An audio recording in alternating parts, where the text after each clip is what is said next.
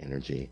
So whether you've been certified as a Reiki practitioner or not, we invite you to come on out and receive the wonderful energies that each of us has to offer each other. So we'll set up a few tables, and one person's on the table and 2 or 3 people are giving them love and light in the form of Reiki, or whatever energy flows through you and how you tap into that divine part of yourself. And then you're sending that love to your brother or sister, and then everybody gets a turn on the table to receive as well. It's a really groovy thing. We always leave feeling nice, cozy, no operating heavy equipment.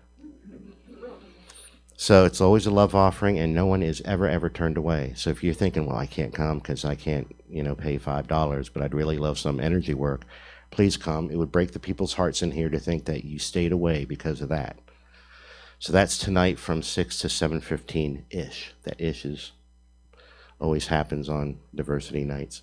So next week's diversity night, well, next week the talk is going to be the beggar and the Buddha. I'm going to play a little video, and we're going to watch a neat little video I saw online, and you may have seen it, and then we're going to talk about that a little bit. It'll be fun. And then for the diversity night, that night we're having Pat Krause and a singing bowl meditation. So that's fun. That's going to be neat. If you're here during speed healing, there was a couple different people who had tuning forks, they had singing bowls, they had all kinds of modalities that are using vibration and sound. And I'm always all about breath, movement, and sound, vibration and sound. So I believe she's got quartz singing bowls, and she's going to bring them and just have, an evening of different kinds of whatever her style is, to take us on a journey. I don't know if she's going to bring a chakra set in. I'm not quite sure exactly what modality she's going to use, but I know it's going to be fun, and I know you're going to leave feeling peaceful, because it's almost impossible to be around a singing bowl and mix with the vibration of it and walk away feeling yucky. It's almost like impossible to happen. And if you do, I'm like show me, because it's like really profound that you did that. It's like, so, and if you really got a lot of stuff going on in your life, believe it or not, this can help break through the sound barriers that you have blocking letting it in. So come on out for that. It's going to be fun. The next week for Diversity Night on September 10th, we're going to do a ceremony of blessing and rebirth for Shelley and her son Henry. So we want as many people here as possible for that, to support this wonderful rebirth. It's kind of like a baptism, but our style. So we're going to do a talk about rebirth in the morning, and then that night we're going to have a ceremony for her. And it is a kind of rites of passage. So I'm going to invite people to bring power, talismans, medicine, or whatever that you can offer these to as they embark on their new journey in the beginning of their new life. So it's going to be a beautiful thing, and we're going to, we're not going to tell Shelley about how we're going to do it. And if some people want to cohort with me, if you have an ideas of something that you think would be impactful, bring it on. Talk to me. So that'll be September 10th for Diversity Night. So Bob Saima, September 12th. Do you guys want to see another promo? Yeah. It's really easy to get to. It's right on the desktop. It'll just say Bob Saima promo. Is my head in the way? Probably. All kinds of self-deprecating jokes just come online, but I stopped myself.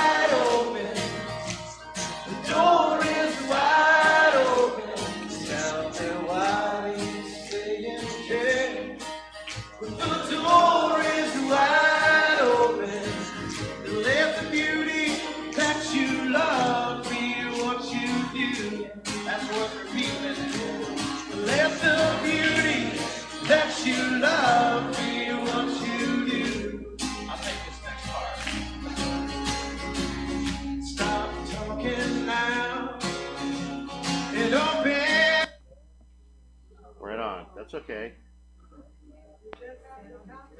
Yes, that's the idea.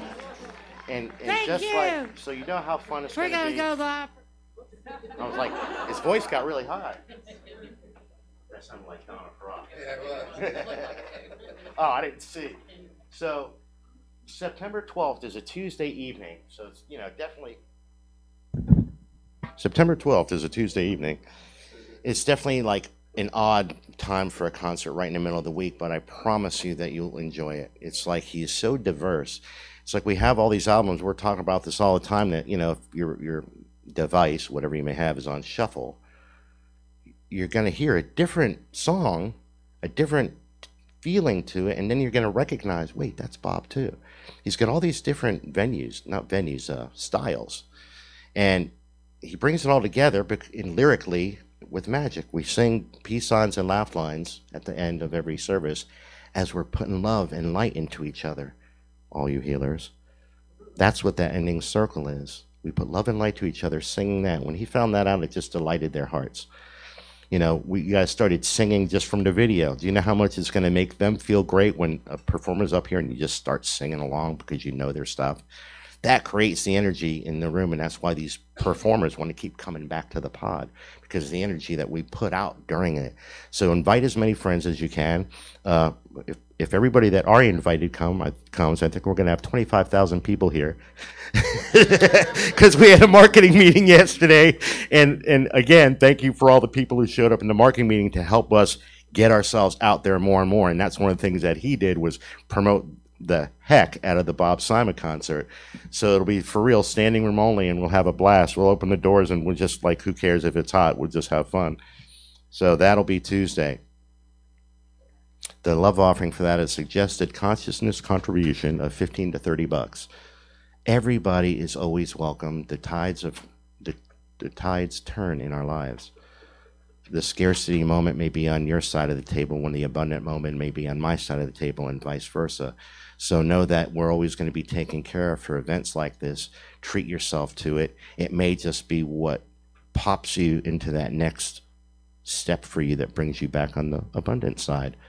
Who knows? Miracles happen in many ways, shapes, and forms, and that's what today's talk's about. So Tuesday, September 12th, 7 o'clock to 9 o'clock. We're good? We're good? We got to talk to Fred Goodnight about that night, because I believe it's a drumming circle night. We got it covered. Good, thank you. We discovered that making the calendar at the meeting yesterday, like, oh. So let me get back to yesterday for a minute, and thank Miss Shannon for always leading our group so diligently, whether we get stressed out or not, whether I get stressed out or not. So it's always wonderful, and where, you know, if we did it every week, if we were all had the open time to do it every Saturday, we'd be more cohesive in the flow of this, and that's been some of the learning curve. As these last couple of meetings have happened, I've noticed, even for my own self, that we've had a little bit more of a flow. Each of us is learning how to use this Google Drive thing easier and easier, which is making the meetings, we're getting more done, in other words, because there's less of the learning curve, less training on how to do it. And Rain Man always shows up for me, so thank you. Can I tell them how they can help? Yes. We have... Turn that mic over. How you could help is go to our YouTube channel and like what we have. There's amazing videos from 4 years ago. It's, yeah. And share if you like the talk in particular. Jerry, you got, no, it wasn't Jerry. Who spoke? Celedia. That was, we got lots of individuals liking that. Becky last week. And also the Facebook. So let people know that you're here, check in, share the events, all of that. If you're into social media, really spreads the word. Thank you, ma'am. So we had someone show up yesterday that hasn't been here in a while, and he's part of the workshop. He's Jan's cousin, and he came just out of the blue and helped. And he made he did a bunch of. He sent out the Bob Simon thing to like 200 yeah. So just you never know. You know, don't think that you have nothing to offer. Diane came and helped out and has ideas that are wonderful for us, and all of that is part of what we want to do here, is come with more creativity and more understanding of the logistics, so we can get out there more and more and more and more and more. So if there's everybody on live streaming, we want to say hello to you. and remind people that you can tithe from where you're at, where you are, by going to the PayPal button on our website. So if you got your live streaming through an email, you're going to have to backtrack and go to our actual website, thenewway.us, and then you'll see a PayPal button, because sometimes people are just opening up the we are now live streaming and there's no PayPal button there. So be aware that all you got to do is one click behind and you'll get to our website. And for anybody here that wants to use the square, we have not an iPad, what's it called? A tablet out there with a square in it, and you can do your tech tithing later. So it's out there for you as well. And I believe we are truly done with announcements. Course in Miracles will resume this week. We canceled it because of the sidewalk. Oh, by the way, we have a sidewalk. Yeah. Yeah, wasn't that groovy? Dorothy got to roll right in today without having having to happen. It's like butterflies in your stomach every time you come into the pod. We want you to get butterflies in your stomach once you're here, not just getting to the doorway. So that's groovy, and I think by virtue of what we see going on, that is finally going to look aesthetically pleasing for us at our storefront. Because it is a storefront, it is a business, so to speak, that we want to draw more and more people to.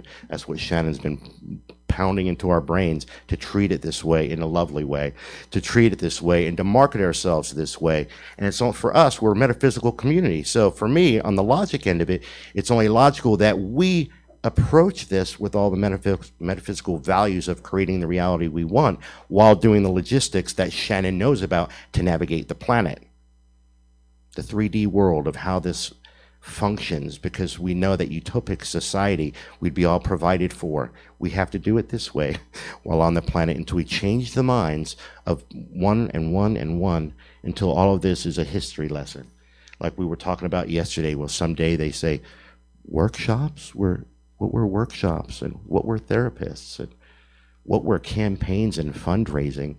All of that will be washed away, but this is how we do it, one step at a time, by getting more and more people to understand that we create this from within and that we can create it from a good, positive way. And in this moment, the way it runs in this world is money. Time, talent, or treasure is money. We didn't say cash in the form of a dollar bill. That pays electric and things like that. But sometimes when you come in and you bring your talent and your time, that transcends into things that will pay the bills. So keep that in mind when the tithing comes up, when we ask for more, because we want to continue to be here. We want to continue to thrive here. We want to continue to offer all the different modalities of healing that we have, the workshops, the different consciousness concerts that we have, the different groups that come in and speak on diversity nights. All that is able to happen because we're here. So we want the support so that we can continue to be doing that and continue to make that impact on the community that we surrender to when we look in the mirror every day. So enough of the announcements, enough of the plugs, but keep that in mind if you want it to continue thriving and gather as a group. So this week's talk is about the miracles of innocence and the guardians that watch us. And I looked at this from a few different perspectives, because a lot of us believe in guardian angels, and there's been a lot of different talks, stories of Jesus showing up in people's lives when they were children. Whether they even heard of him or not, there's been all kinds of stories throughout all different countries of different apparitions of Jesus or a guardian angel or the Blessed Virgin Mary or native people like white buffalo calf women for the native people. All these different folks, energies, are miracles, and they come in the form of miracles of innocence, because it's that innocence part of us that is able to receive and create miracles. So today we're going to start this talk out by playing a song. It's 3 minutes and 53 seconds. It's by John Michael Montgomery, and he's a country singer. And the history of it for me is when I was managing K Jewelers in Glen Burnie, Maryland, it was my hero staff. I had just a wonderful group of people around me, and they were all young people. And they embraced who I was, and they embraced the Mushad in Mark. And one of the girls knew this song was going to hit me. And this is supposedly based on a true story, and I have no way to really factually back that up. But it's one of those faith things. So just listen to this song and hear the story of the little girl.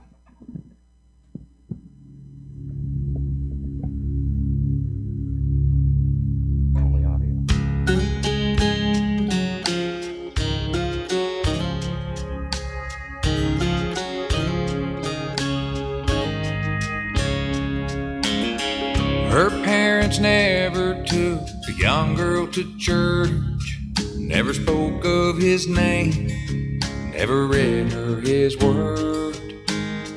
Two non-believers walking lost in this world took their baby with them. What a sad little girl. Her daddy drank all day and mommy did drugs. Never wanted to play or give kisses and hugs. She'd watch the TV and sit there on the couch while her mom fell asleep and her daddy went out. And the drinking and the fighting just got worse every night. Behind their couch she'd be hiding. Oh, what a sad little life.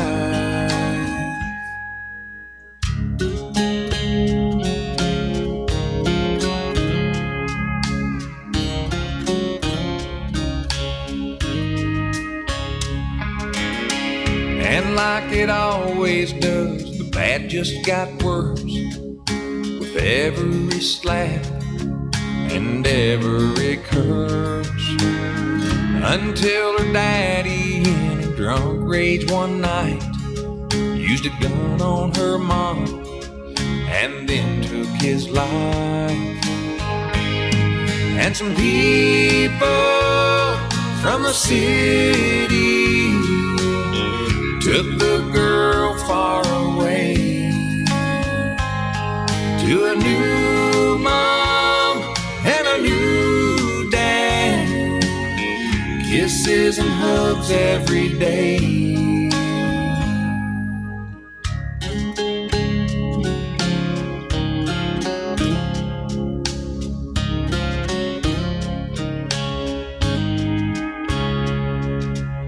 Her first day of Sunday school, the teacher walked in, and a small little girl stared at a picture of him.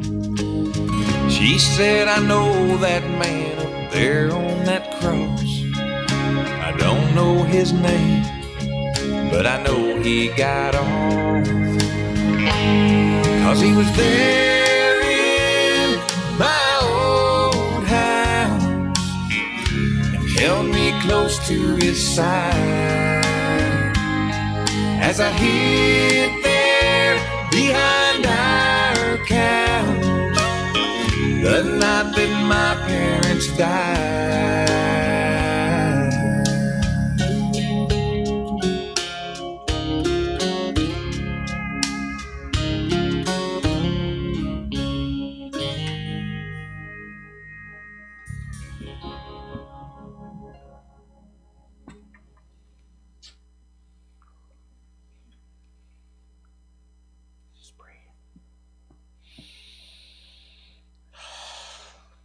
Let it move you, if it moves you.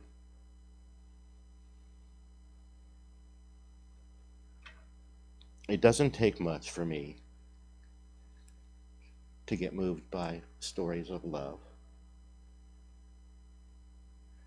And as in the native term we say great mystery, even in our Christian upbringing, we need the mystery of God, and the mystery of spirit.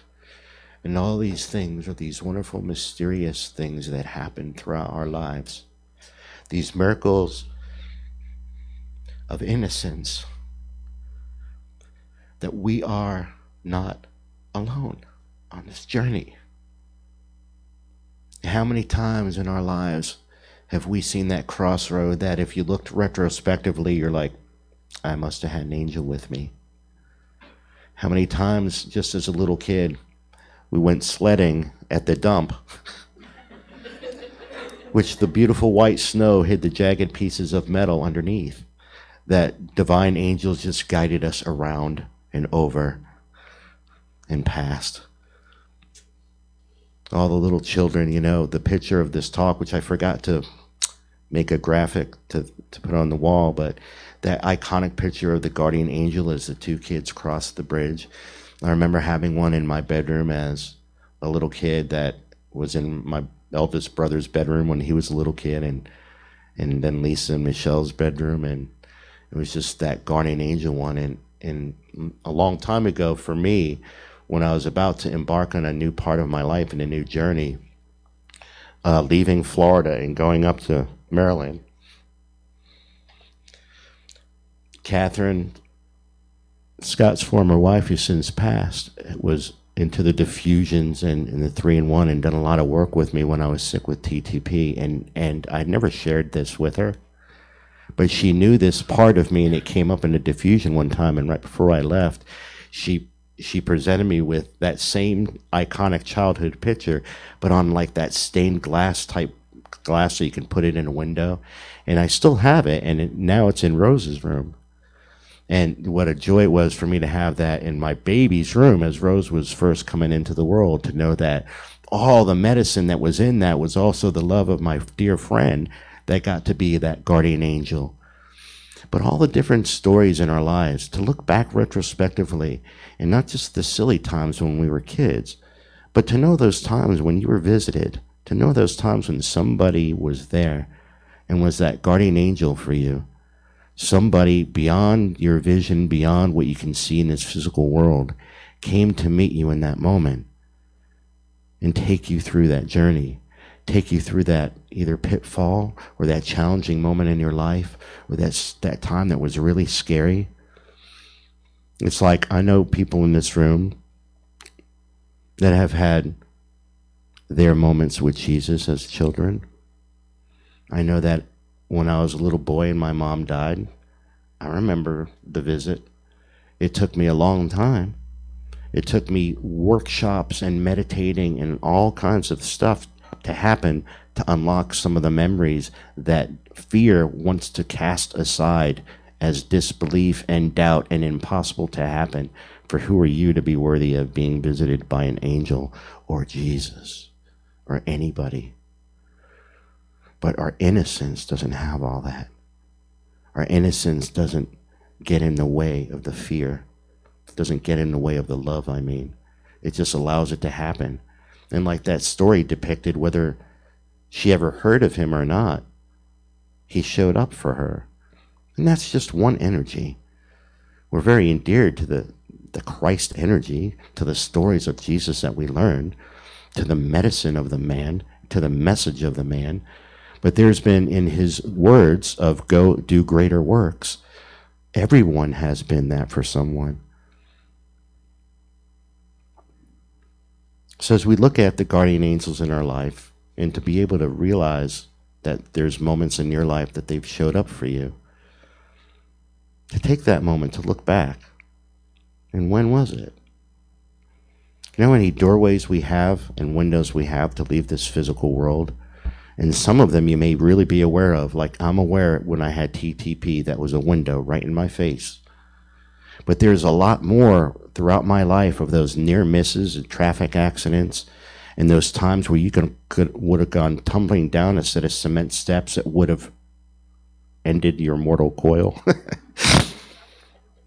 And we had just that weird thing that, you know, like, oh, the devil just happened here, but I kind of lost my balance backwards, and it prevented me from going forward. Yeah, there's an angel on the top of the step pushing you back. Or some kind of benevolent force, whatever your mind, your heart wants to imagine and think, to put it into form for you. We were talking about guides and things before. Everybody's mind creates differently. You're going to create and manifest even your apparitions differently, and they are real. They're real. These miracles are real. One of the biggest premises is in Course of Miracles is that miracles are a natural state of being. And that the only reason that time is here is for us to get it, because time doesn't need to be time. It's only here for us to remember. For us to remember that we are the miracle. And in a moment that we believe and have that innocence and promise, and I'm pointing to the mirror, promise to surrender to peace within us, and promise to look into each other with peaceful eyes, a miracle happens. When fear comes up in our lives and we're talking with someone And all of a sudden, we feel that block because fear just jumped in and danced in each other's eyes and danced in each other's heads and said, I'm going to make you think this. It's a miracle when you stand there and challenge yourself to get through that moment with each other. To be able to look innocently in each other's eyes and know that somewhere, without a conscious voice talking to you, there's a feeling that knows peace is the answer. In that moment, a miracle happens. That moment that you look in their eyes and surrender to all the peace that we're talking about and get all that ego crap out of your way, you become an angel for each other. Now, a lot of this talk is about being aware of the guardian angels that watch us. But the most important part of this talk for me is for you to recognize the moments in each other's lives when you have been that for someone. To go back in your life, it could be today, it could be yesterday, it could be 10 years ago, to consciously know when you were a guardian angel and when other guardian angels were in your world. So I'm going to read you a story I wrote. And it's interesting because you and I talked about this the other day from a completely different perspective, and it started rattling in my body. And my very first workshop with Art Sellers, there was a piece or a portion of the workshop where we were asked to write of a life event and just to not make it about death. Well, this was an impactful life event and death was involved, so I wrote the story differently. But even in my story, I didn't tell the whole truth because in the moment I wasn't able to. I couldn't reveal that much about the pains of my own life in that moment. And as I reviewed this story, and I ended up finishing it. So I'm just going to share with you a moment in life where I thought I was the guardian angel. It was Saturday, May 1982. A beautiful day, the flowers in bloom, and the sun shining down warmly. Yet my heart was filled with woe, for I knew I would see her again. What could I say to her today? How could I show I cared? Why did I care? I'm only 19 years old and should be partying and feeling carefree. But I couldn't get her out of my mind since the moment I'd met her. Her name was Sarah. She had the most beautiful blue eyes I'd ever seen, but no smile for me. I understood why, though. You see, Sarah was 8 years old and was a patient at Shands Children's Hospital in Chicago. I was a member of a project called Operation White Hat, a group of naval personnel from Waukegan, Illinois Naval Base and Training Center who volunteered to visit these children every Saturday. For some reason, however, Sarah was special to me. I don't know why, but I had to see that little girl smile. I visited her every week. I stopped making my rounds with other kids and devoted all of my time to Sarah. Her parents were tired and hurting, not knowing why their little girl was so sick or if she'd ever even get better. They couldn't fight it anymore, and they started to give up. I couldn't. I tried everything I could. Every joke suitable for an 8-year-old I knew. Nothing. I dressed in a clown suit, jumping around and acting goofy, sweating my butt off with all the makeup and the costume over my own clothes. Didn't matter. No dice. I would come in the room juggling crazy, fussy, stuffed animals, my best juggling shtick. Still, no smile. Week after week, I tried something new, to no avail. My heart was heavy. Why was she burdened with this, I thought. One particular Saturday, I saw Sarah's parents outside of her room crying. I thought she had passed away. But they were crying because they could not talk to her at all anymore. She had just kind of withdrawn and shut down from her parents and anyone else. The pain brought tears to my eyes.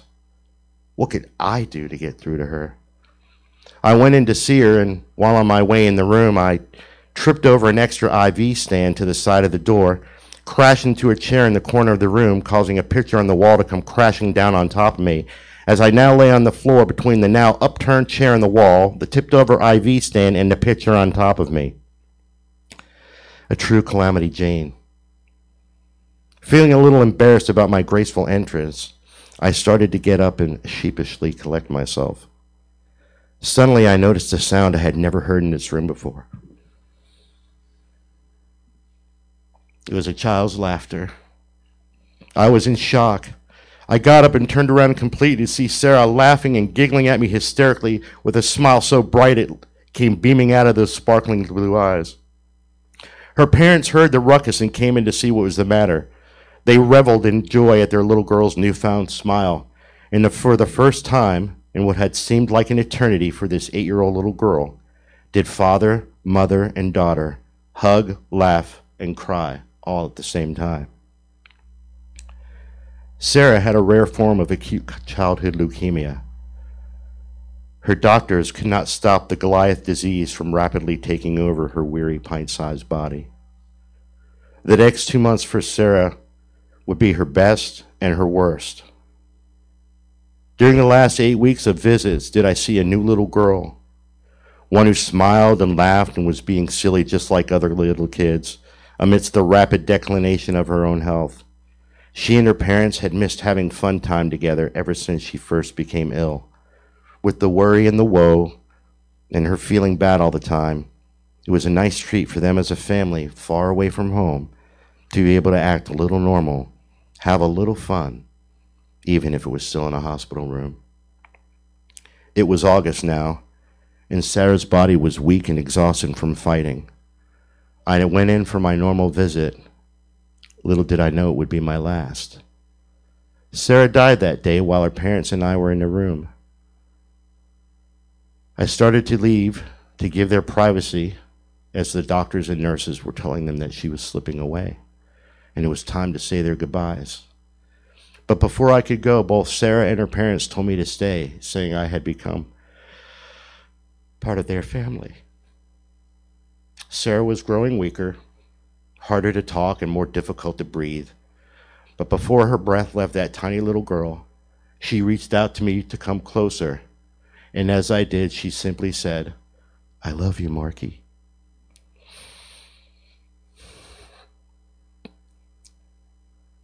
Never had someone saying "I love you" meant more to me than it did that day. She talked with her parents as much as she could, with short, quiet words, assuring her mom she would be all right, seemingly becoming as wise as the sages as each moment grew closer to her passing. And as her last moments were precious and very emotional for us all, she passed away in her mother's arms, peaceful again, no more pain, while her dad and I sat closely beside them both, and we all just held each other's hands. We cried together. Her parents looked at me and thanked me for touching their little girl's heart and for what a gift I had brought to them by not giving up, allowing them to be able to see joy in their little girl before God brought her back to him. It was then that I'd realized the gift had been given to me. You see, I had been carrying my own burdens, secrets and woes, and wasn't really wanting to be around anymore. I only really joined the Navy to run away from my own pain, but like an unwanted stray, it seemed to follow. I felt hopeless and despondent, and I hadn't shared with anyone the depression I was experiencing. Nor had I ever confided in anyone about the cutting or the suicidal thoughts that had been haunting me since I was 16, or the failed attempts. I felt alone, afraid, and ashamed, and these things I never spoke of to anyone. But all that changed with one little girl, an angel in time, filling my heart with purpose, loving me enough to let me know I did make a difference, allowing God to use me in clumsy calamity to break through to her, letting me be an angel for Sarah and her parents on the thresholds of this precious child's death, while all along she was the guardian angel that saved my life.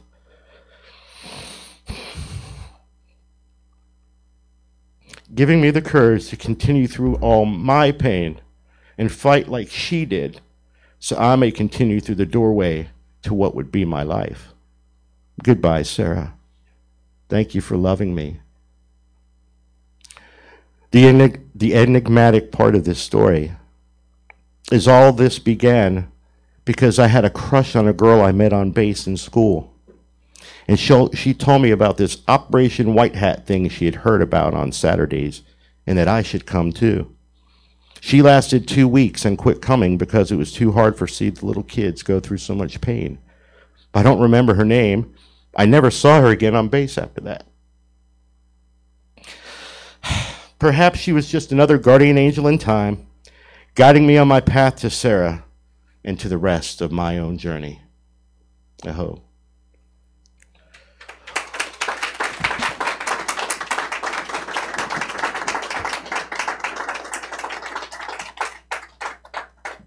So what do we know? And how God uses us for each other, and the dynamics of all of that story that took me years to fully appreciate, the gifts that were given all the way around, from the cute girl that I had a crush on that was the impetus to the whole thing, to me thinking I was on a mission to save Sarah, to never being able to own any of those things I was going through, and in some of that, it's the first time I've spoke of any of them, but they're far enough away and far enough healed to where they can be spoken and give honor to the person that helped save my life. And there was a guardian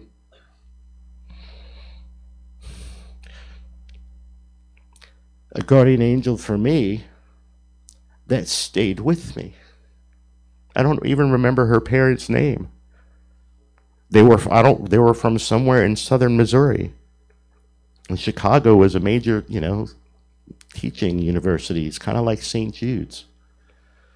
And all the different people that came and all the guardian angels that were part of this Operation White Hat that would go and visit all these other kids every day. All of that we got touched by, we got saved by. I think every one of those kids in the hospital were the angels. I was only 19. It impacted me so much because, like I said, what am I doing here? I should be partying. It's Saturday. I had to get up earlier to make this journey to Chicago than we had to get up for normal duty during the week. It was one of the greatest things that ever happened to me, and I know it saved my life. Because I didn't want to be here anymore. And I'm looking at this little girl fighting and how she came out, and the differences in her, it's like the story doesn't do justice. From being so closed down to all of a sudden being this open little girl who giggled and smiled every day, and she was getting sicker and sicker every day. It just was rapid, and I guess they know how to do more stuff with leukemia now, but it was the early 80s. Who has been that for you? And who have you been that for? It's something that I really want you guys to acknowledge, to take a couple moments. It's only 12 o'clock. Tell each other a story. I'll stop talking. Look at someone, look at each other. Tell each other a story of when you were a guardian angel in someone's life.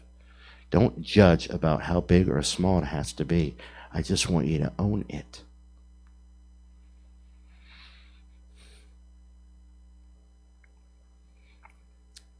As we walk around our lives with the pains and the woes that we each have for different reasons, we sometimes forget who we are as gods, as goddesses, as guardian angels for other people. So own it. So now I'm going to stop. Don't be shy.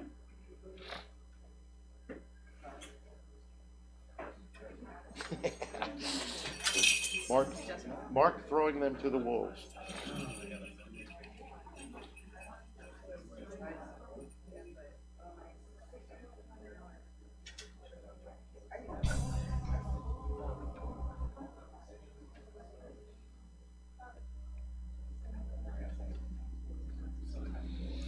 For those folks on live stream, if you're with someone, look in each other's eyes. Tell them a story. If you're by yourself, get a piece of paper, get a pen, write the story down. Remind yourself of that moment in life where you know you were an angel for someone else.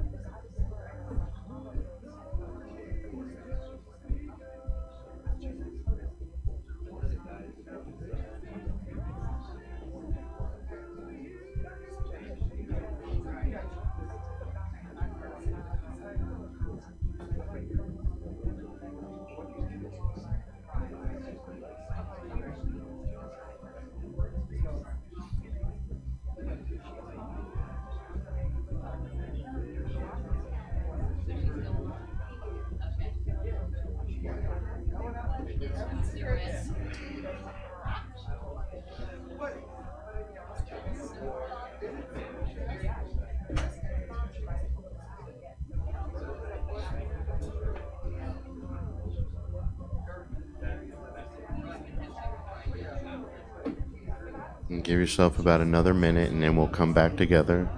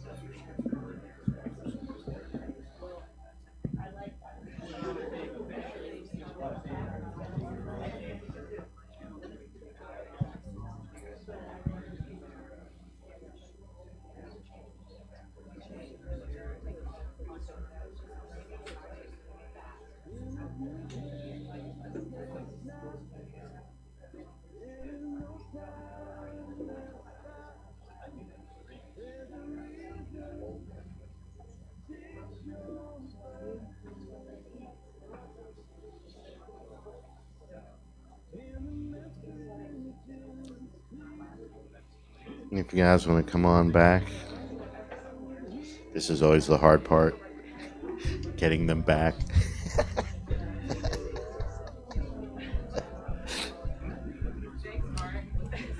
Thank you.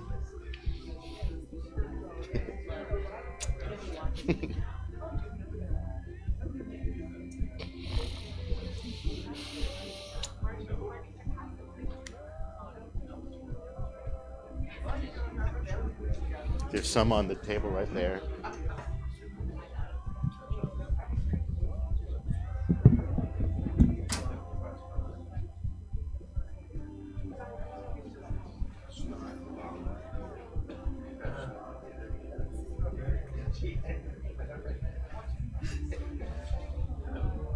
So come on home.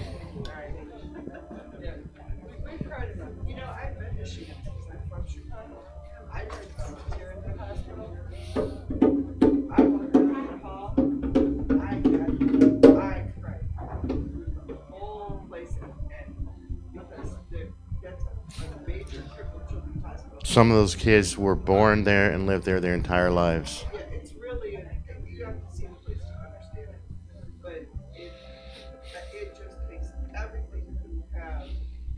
And the people who work there that do it without crying are just amazing people. And it's a really tough hospital. It's tougher than most. Okay? But if you had it in you that you could pull that up, you know, because they don't want to see you cry. Really, they don't. So it's a really tough place to actually, you got to be kind of, I don't know how they do it, the nurses, I don't know how they do it. They're angels. I don't know, it takes, I can't even describe what it takes to be a person who would work there or volunteer there. Really, it's got to be a problem. And breathing a lot. And letting it out when you can. So as you guys talked about these moments when you were angels with each other, did it help you own it more? So if I ask the same question now, were the angels in the room? Can I have all the hands up? Because I know of the people in this room that have been angel for me. All the time. So if there ever the moment where you feel like you stepped out of that part of yourself and you want to get back into angel mode, here's some really easy ways to do it when you're with a person. When you say this, I forgive you. Bam! Angel mode. I believe in you. Bam! Angel mode. When we do that for each other, because love sometimes gets washed away in our minds. And if I say, I love you, you might not receive it as much as I say, I forgive you. I believe in you. Those things will put you as someone's hero so quickly. When you let someone off the hook and forgive them, you become their angel in a nanosecond. You just freed them. You just brought them back into the light. And what do angels do for us? They bring us back into the light. And it's just two easy sentences that will pop you in angel mode in a nanosecond. So if you're being ugly to yourself, go to the mirror and say, I forgive you, I believe in you, and pop into angel mode with you. And be your own guardian angel first. And then you can be on your mission. It could be a secret mission, or it could be really overt and just pop around loving people all the day. What would happen if you walked down the street and looked at someone and said, I believe in you, and just kept going? And how do we know in the big cosmic, the enigma of it, in that mystery beyond conscionable thoughts, that silly notion, that silly spirit in you that was willing to go out and say, I believe in you, and just tag them and go, didn't make their world that day, wasn't the exact thing that they needed to hear, because their footsteps were leading them to the bridge in that moment, and they're about to jump off, or whatever metaphor you want to put there. They weren't in the light, and all you did is tag them while you walked on. It doesn't take a lot to be in angel mode. It doesn't take any energy at all. Matter of fact, the more I'm in angel mode, the lighter and lighter I get. The less I'm in angel mode, the heavier and heavier I get. So I guess logic will just say it's only logical to be an angel. So I'll just stop right there. And so it is. Thank you.